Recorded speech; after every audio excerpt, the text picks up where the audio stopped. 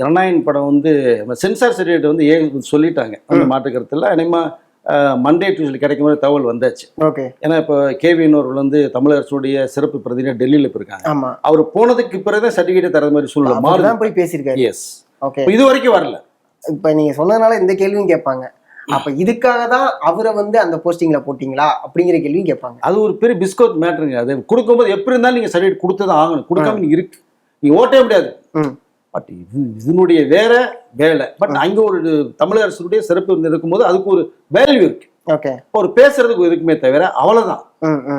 But அப்ப இது வரைக்குமே ஏன் சர்டிஃபிகேட் தரல ஏங்கிறத நீங்க டிசைட் பண்ணிருப்பீங்க. அப்போ ஃபர்ஸ்ட் பார்க்கும்போதே படிச்சிருப்பீங்க. கரெக்ட். செகண்ட் ரிவைசிங் அப்படி பார்த்து முடிவு பண்ணிருப்பீங்க. கட்சி சொல்லும் போது மீட் பண்ணீங்க. இத்தனை கட்டு 13 கட்டு வேணுட்டீங்க, மீட் பண்ண சொல்லிட்டீங்க, இந்த சீன் எடுக்க சொன்னீங்க. ஓகே.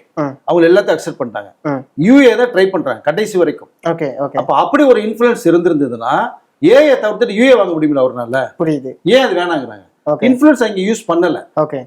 பட் வே போகும்போது ஓகே இதுக்கு மேல வெயிட் பண்ண வேண்டாம், அப்ப ஏ சைட் கொடுக்குறேன்றாங்க. இந்த கட்சிக்காரங்க எல்லாமே சப்மிட் பண்ணிட்டாங்க. அவங்களுக்கு ரெஃபரன்ஸ் பார்த்துட்டாங்க.